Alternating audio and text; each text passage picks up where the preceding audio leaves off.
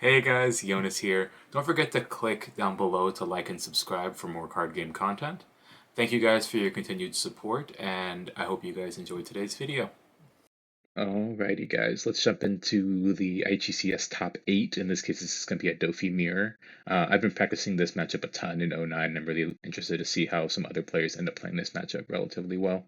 Um, in the mirror, I've noticed I really want to be going second a lot of the time, just kind of leaning towards the fact that you want to find your Jimbes, and building a board is a lot more important in the mirror compared to just like trying to rush your opponent down with sevens, since they are obviously really good at dealing with a bunch of 4K bodies the same way your deck is. So um, I'm ultimately trying to go second, trying to hopefully find some extra pieces. And the cards I'm looking for the most in the mirror are obviously Jimbes and Laws to get those extra bodies out as soon as possibly can, as well as like some of the tech cards like Six Cost Jozu can be really powerful here.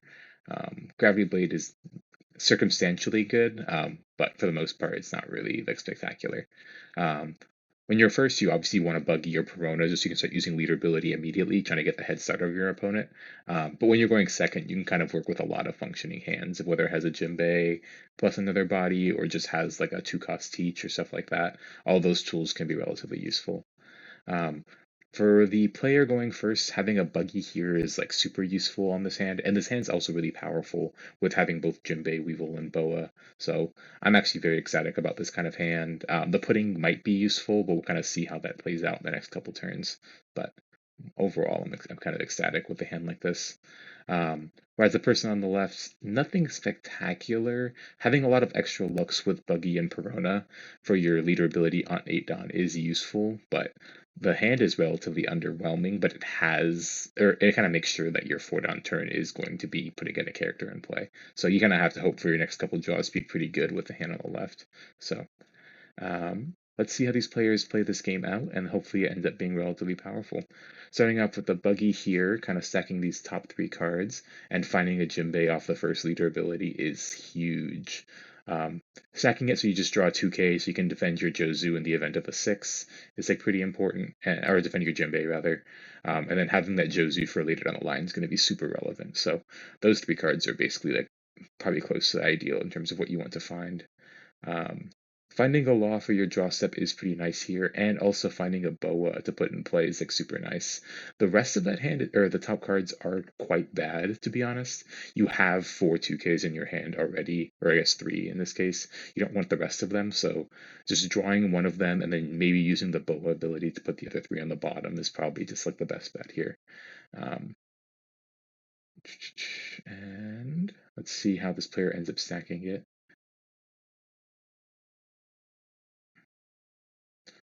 Yeah, second from the top, I think is like probably the most reasonable. Oh, I'm kind of choosing.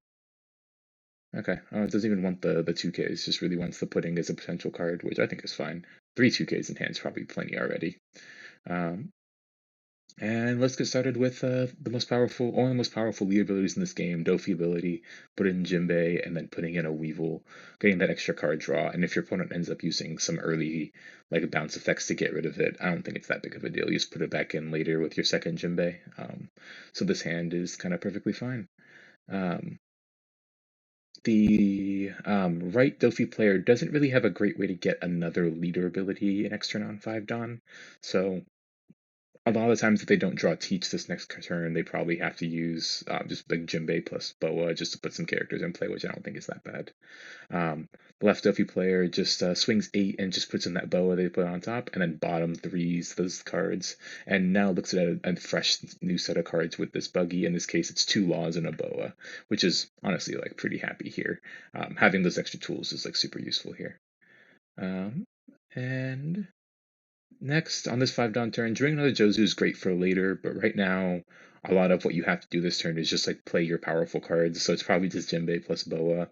And then you can either swing 6 and 7 with your Weevil and your leader, or you can honestly just swing with your leader only, and leave kind of your characters up so that your opponent kind of has to use other ways to get rid of your characters.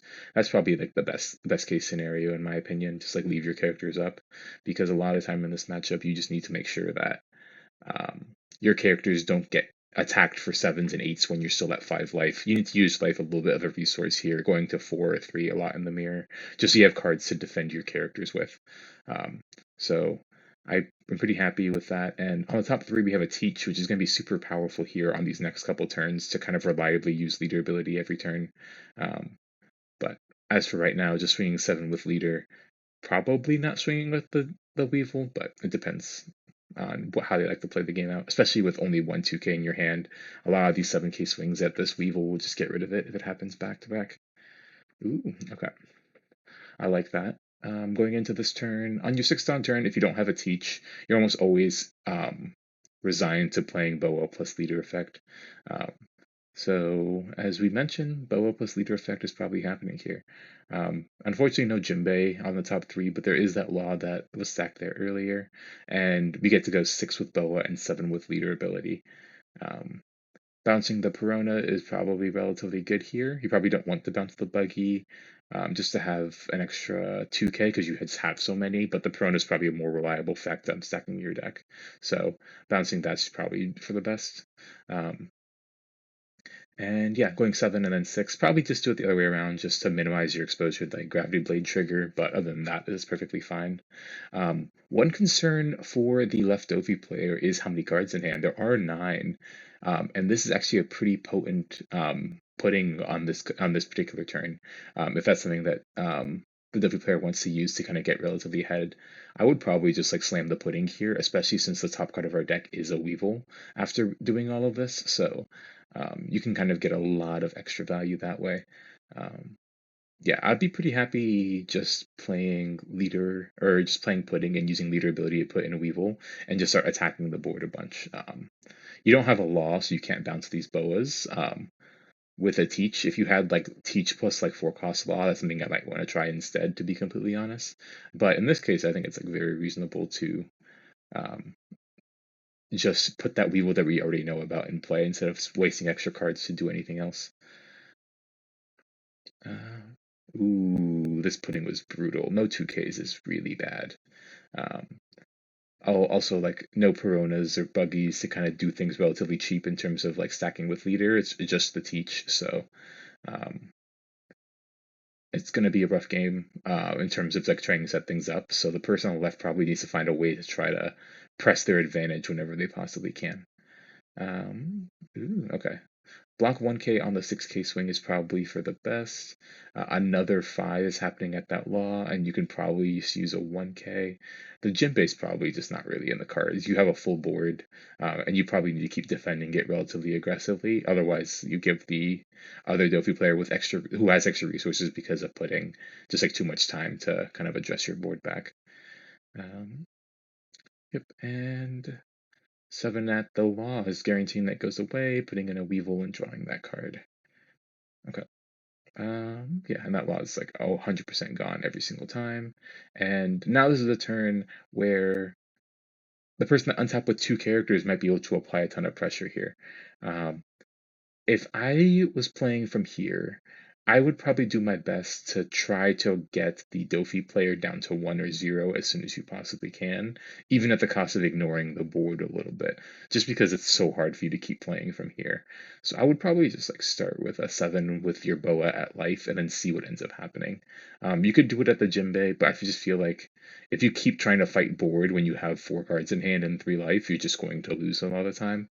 So I would try to make this game as much of a race as possible and just try to get this game over with relatively soon. Um, Ends up doing the swing at Jinbei for 7.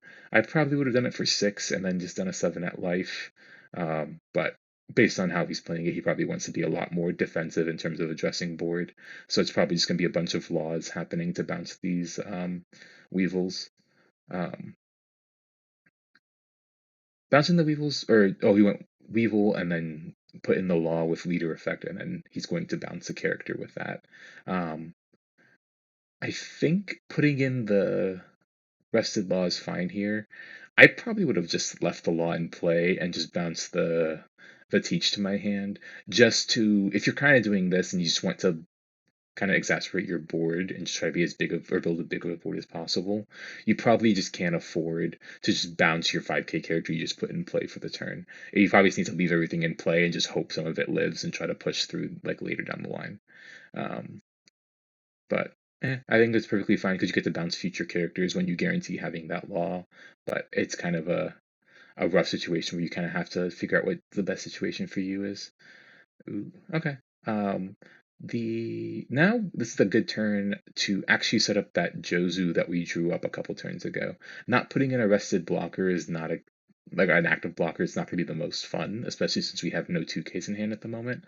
But even still, we can just Jozu back the buggy 2K back to our hand, while also doing Teach plus Boa or Teach plus Weevil, depending on how many cards we want to have in hand and how we want to apply pressure. Yeah, looks like Jozu plus the Teach. And it looks like it's a close decision between Weevil and Boa, just on affecting whether you expect your opponent to have a 2K or not. It looks like Boa was the card that was put on top, just to kind of demand 2 cards out of your opponent's 4-card hand here if they want to save it. Not to mention the extra Weevil swing. So, ooh, and those top 3 cards off of the Boa are like the best possible. Weirdly enough, like the person on the right is very firmly ahead in terms of board, in terms of cards. The one issue is 2Ks, and having two 2Ks in the top 3 cards off that Boa is like basically all you really need to kind of cement this game moving forward. Um, okay. The player on the left, it's a lot harder to set things up here now. You only untap with the Weevil when we have the last turn of having a lot more characters. You probably need to do even more to make sure that you get your opponent down to 0, and maybe try to steal the game with something like Law or with like Perfume Femur and just get them down to 0. So we just have to do a bunch of relatively tall swings to maybe end this game soon. So almost always I would probably start with a a Weevil swing for like 9 at the very least, or at 7 at the very least, and then either attack with that and the Teach, or just do 2 large swings with the Weevil and your leader. I think both are reasonable, but I think just starting with the 7 probably gives you more options. So I would probably just start with a 7 with the Weevil and see how that goes.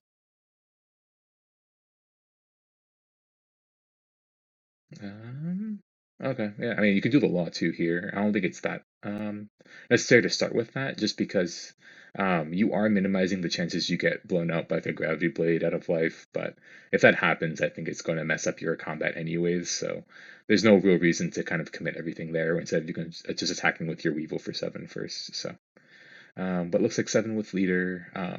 Use the law effect, which is fine. But as I mentioned before, gravity blade is now all of a sudden relatively good. So kind of have to pick your poison that way.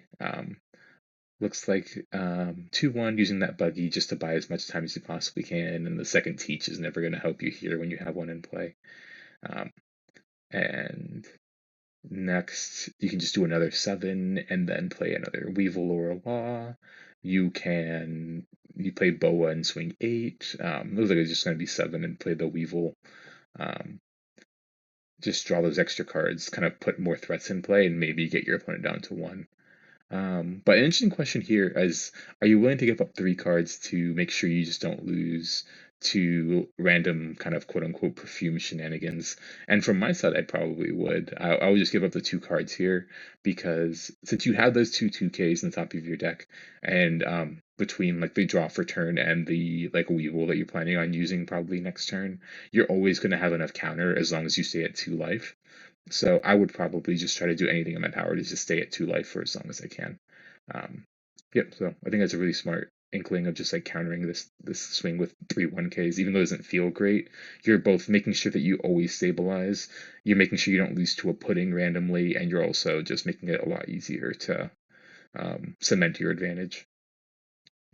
Awesome. Ooh, this next turn is going to be relatively powerful.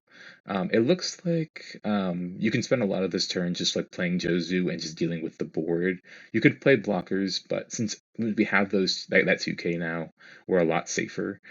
So I think just like bouncing the pudding back to your hand and with the Jozu, and then just like using leader ability one more time is probably just like the best way to do it. Um, You can swing with the pudding for 7 or just swing 5 with it. In terms of like your risk tolerance of whether you want to get gravity bladed out of life, you kind of have to pick your poison. Um, but I would probably just like swing. I would probably just swing the 7. I think it's not that big of a deal if you get gravity bladed here. So I would just swing 7 with the pudding, spend 6 Dawn to Jozu back the pudding to my hand and bounce a Weevil, and then use Teach ability to put in a Weevil to draw that other 2K that's on top of our deck. So, and then once we're there, like this game's gonna be a lot easier to play. Um, yep, Jozu, bounce the pudding, bounce the Weevil. Leader ability here is just going to be basically a nightmare. You get to just go 7 with Jozu, 7 with leader, and you basically guarantee putting your opponent to 0 a lot of the time here. Especially since your opponent has not been able to find a 2K this entire time, which is never a fun time. And then one last 7, putting in another Weevil, and then drawing the Crocodile we put on top. And this Delphi player basically is forced to close this game out immediately.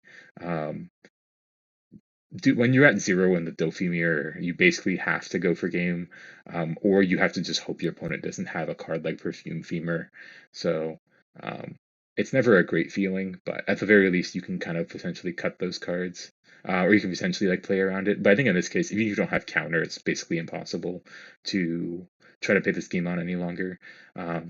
And to go for lethal, it looks like if you just put 5 down on the teach and 4 down on leader, it's going to be 7 with this Weevil, 8 with the teach, and then 9 with leader.